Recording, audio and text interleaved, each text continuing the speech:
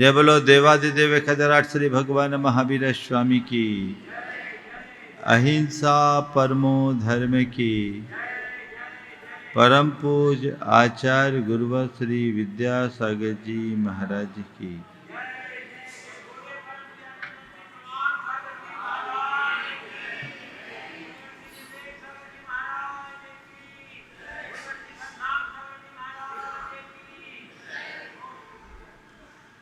विगत दिनों हम सब लोगों ने बड़े उमंग और उल्लास के साथ भगवान महावीर स्वामी के जन्म कल्याणक को महावीर जयंती के रूप में मनाया।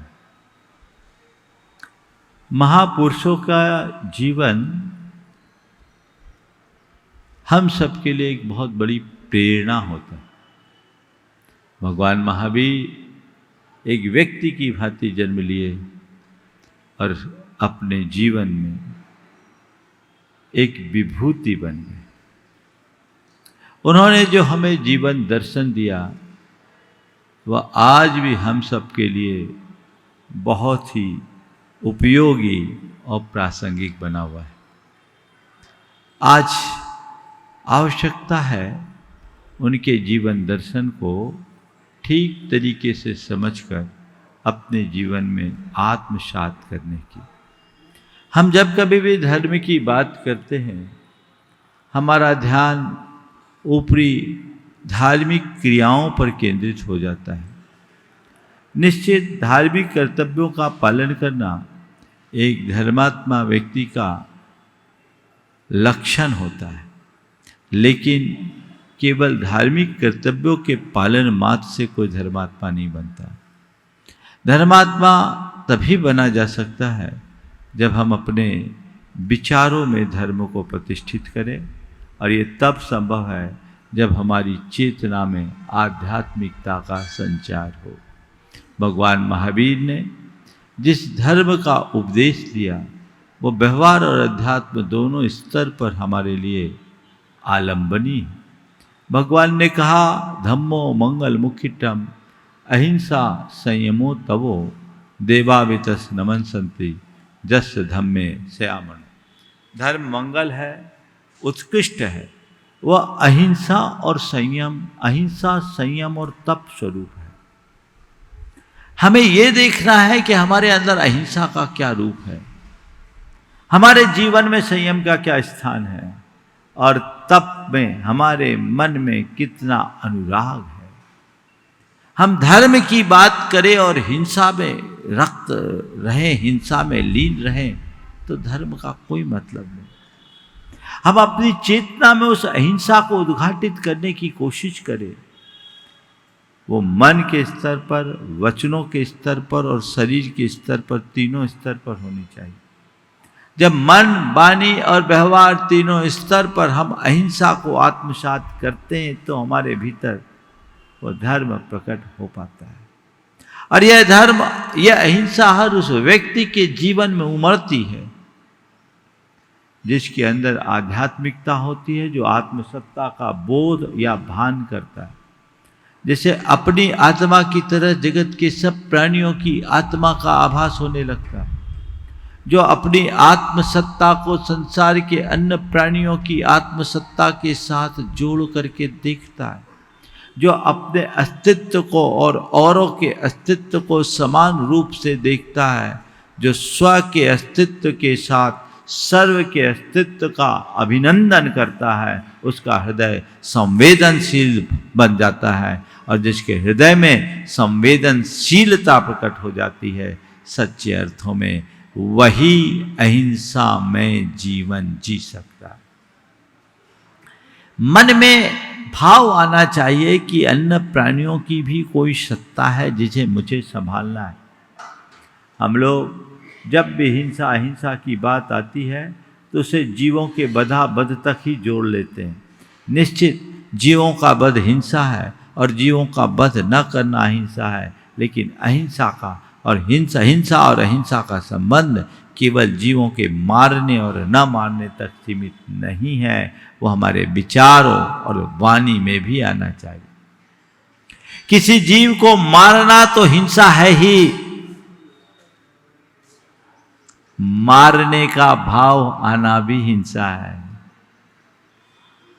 और एक बात ध्यान रखने की, हम पर की हिंसा तो करते ही हैं, स्व की हिंसा भी हिंसा है।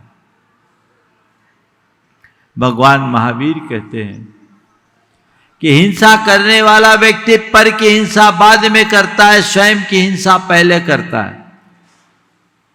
स्व के प्रति जागरूक रहोगे तो पर के प्रति अहिंसक बन पाओगे।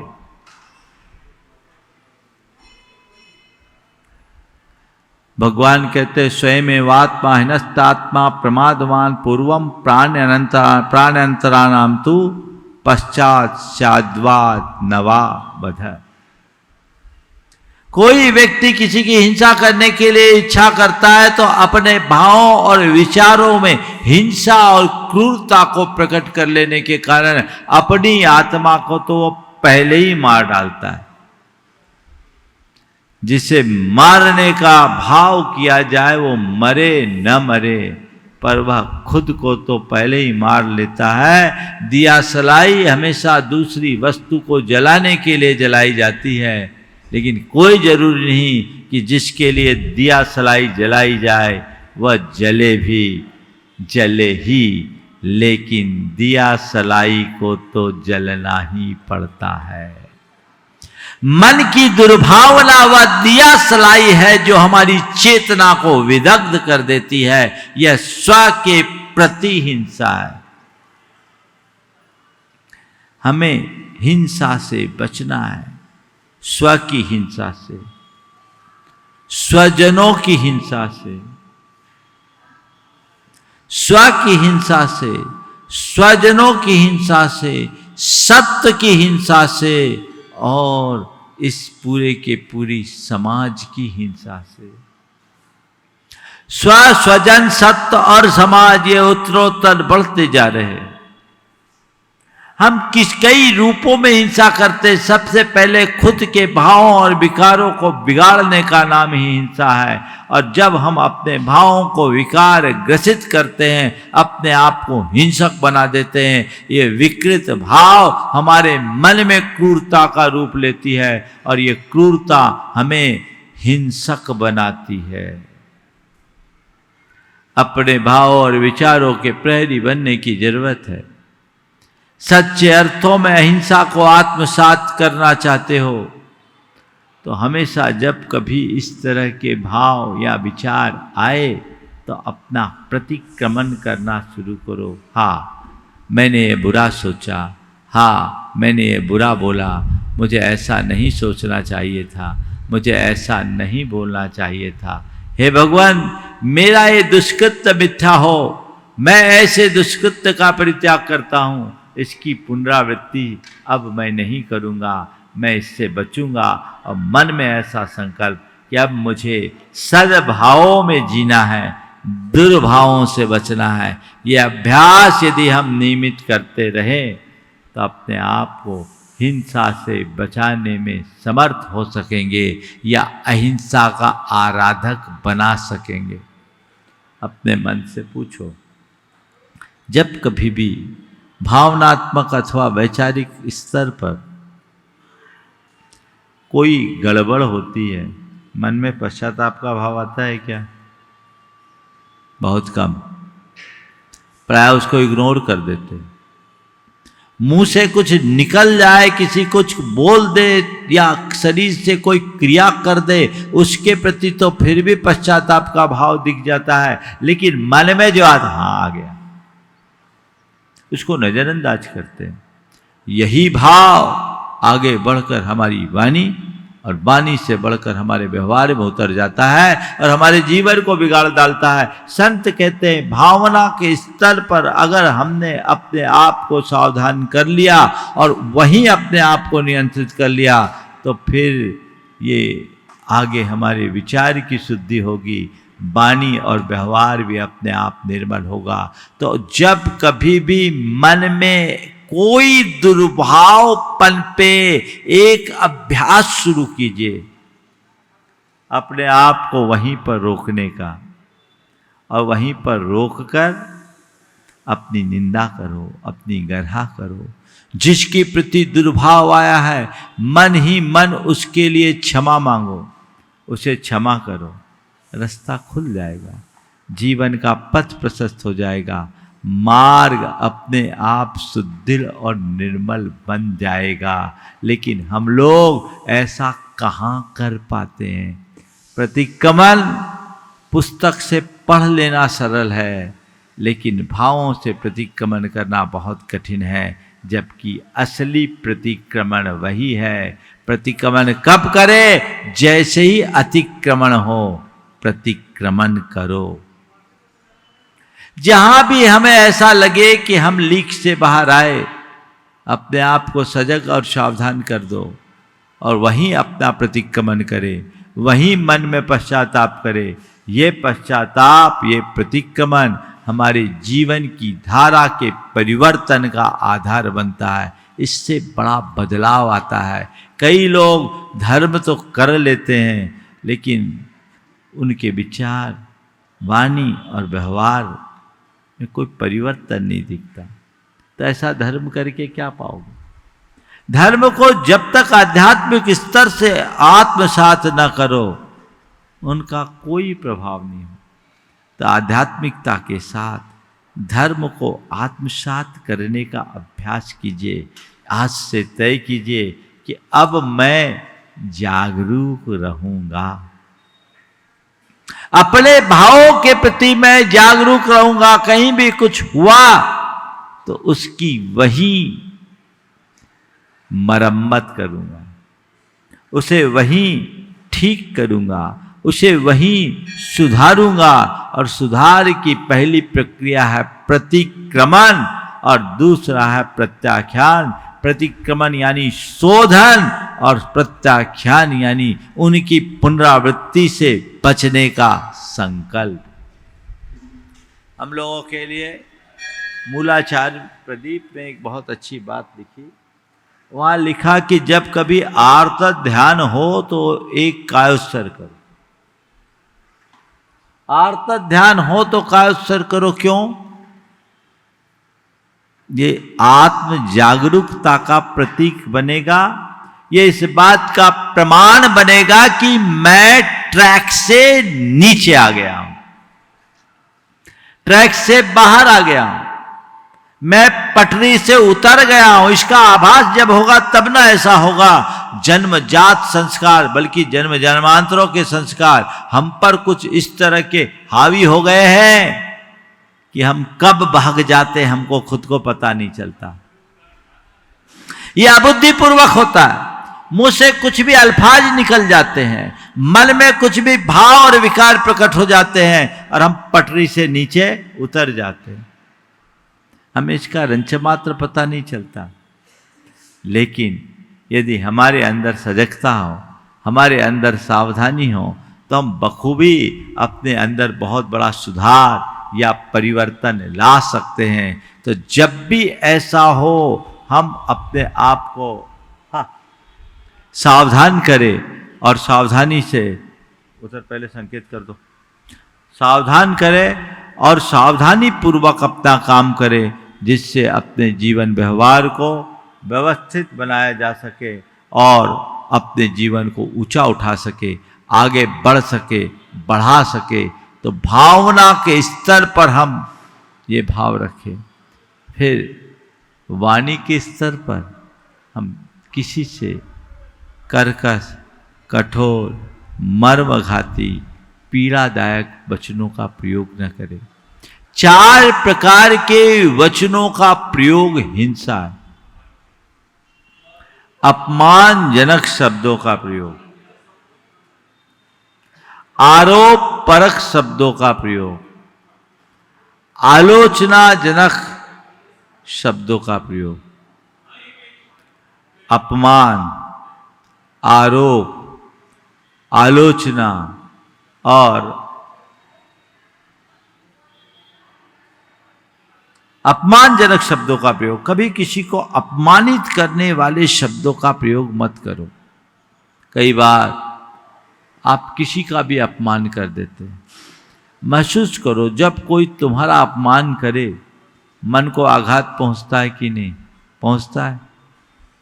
तो अपमान करने से मन को आघात पहुंचता है, चोट लगती है, व्यक्ति अंदर से तिलमिला जाता है और वो घाव शस्त्र के घाव से भी ज्यादा विघातक होता है। तो ऐसे अपमानजनक शब्दों का प्रयोग क्यों करो? ना किसी को अपमानित करो, ना अपमानजनक शब्दों का कभी भूल करके भी प्रयोग करो। यदि ये सावधानी और सजगता हो तो जीवन अपने आप बेहतर होगा। लेकिन लोग हैं कहाँ ऐसा कर पाते हैं। हम लोग कभी भी किसी का अपमान करने में कोई चूक नहीं करते।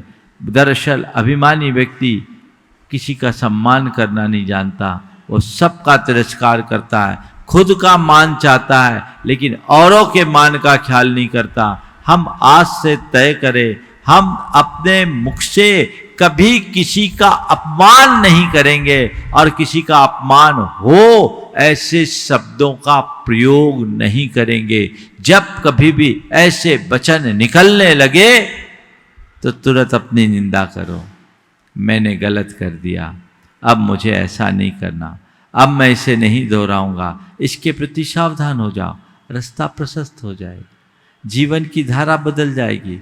ये लक्ष्य और ऐसी दृष्टि अपने अंतर मन में बना करके चलनी चाहिए। जब ऐसा कर ले तो जीवन अपने आप बेहतर होता है। आप इसका ध्यान रख सकते हैं। किसी की आलोचना नहीं करेंगे, बुराई निंदा ये हिंसा है, करते हैं।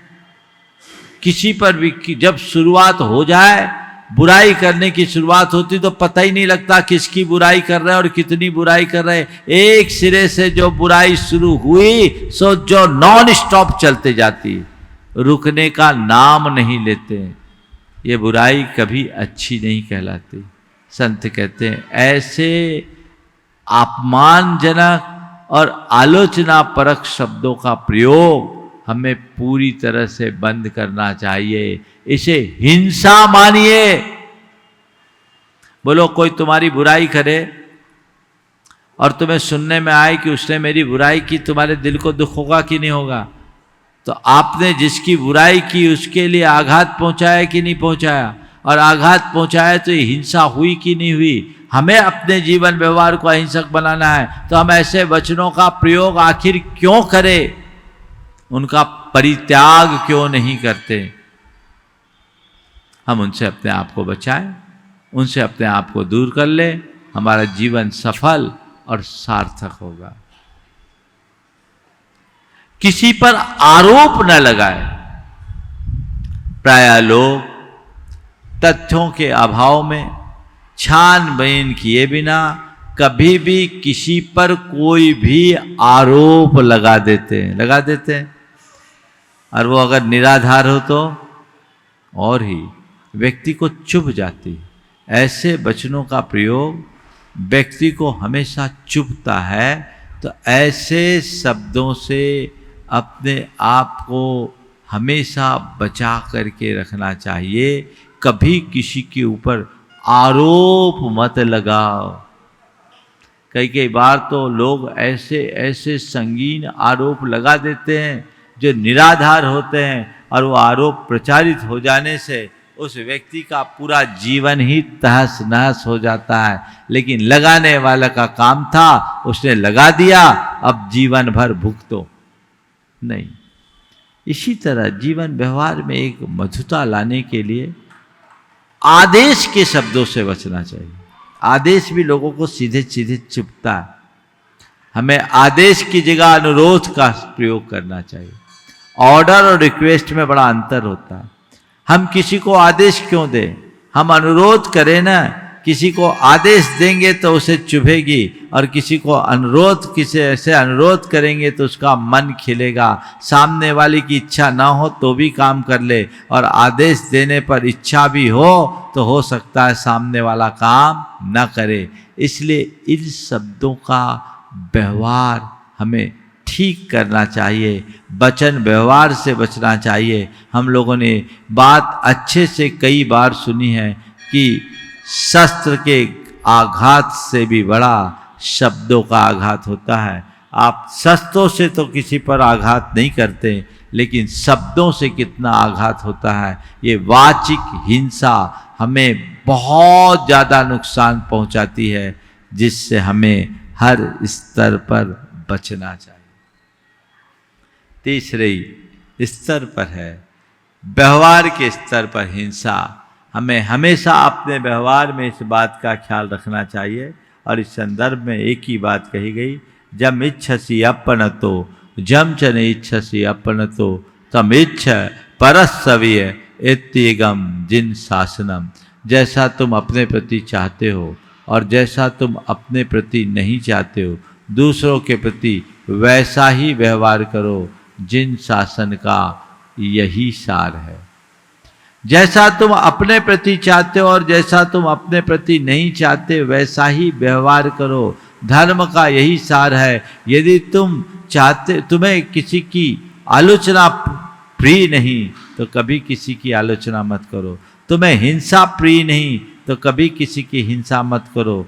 जो तुम सामने वाले का जो व्यवहार तुम्हें अपने लिए अच्छा लगता है, तय कर लो सामने वाले के प्रति हम वही व्यवहार करेंगे, और जो व्यवहार तुम्हें अपने लिए अच्छा नहीं लगता, तय कर लो सामने वाले से हम भूल करके भी वैसा व्यवहार नहीं करेंगे। यही तो, इतना ही तो करना। हम ये तो चाहते कि सब हमारे अनुकूल व्यवहार करे, पर मेरा व्यवहार सामने वालों के अनुकूल है कि नहीं, इसका हम कितना ख्याल रखते हैं। हमें उसका ध्यान रखना चाहिए, और पूरा ध्यान रखना चाहिए। जब हम यह ध्यान रखने में समर्थ होंगे, तभी अपने जीवन में कुछ अच्छा कर सकेंगे और उसका अच्छा परिणाम भी दे सकेंगे। वो हमें अपने लक्ष्य में रखना चाहिए। दूसरे स्तर पर है संयम।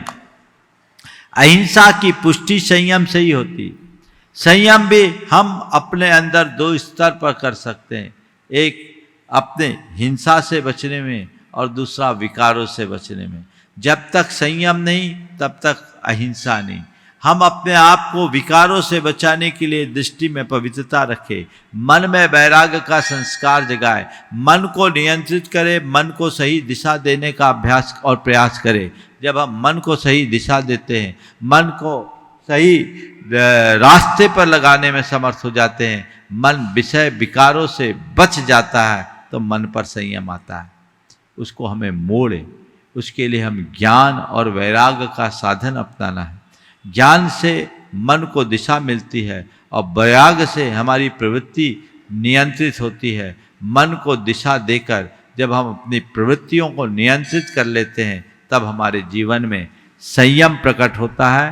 तो ऐसा संयम का भाव मन में जगना चाहिए। आजकल घोर असंयम की प्रवृत्ति दिख रही है। व्यक्ति अपने आचार विचार में किसी भी बात का ध्यान नहीं रख पाता। वो विलासता बहुल मनोवृत्ति को पसंद करता है। उसे हिंसा अहिंसा, कर्तव्य अकर्तव्य, धर्म अधर्म, उचित अनुचित का कोई विवेक नहीं रहता। विवेक के अभाव में संयम नहीं पल सकता। तो अपने मन में नियंत्रण लाए, अपनी प्रवृत्ति में अंकुश रखते हुए यदि हम संयम की दिशा में आगे बढ़ेंगे, तो सुनिश्चित रूप से वह हमारे जीवन की बेहतरी का आधार बनेगा। तो अपने संयम की प्रतीक्षा हमें खुद करनी है, और इनके साथ तपोमय जीवन को आत्मसात करना है।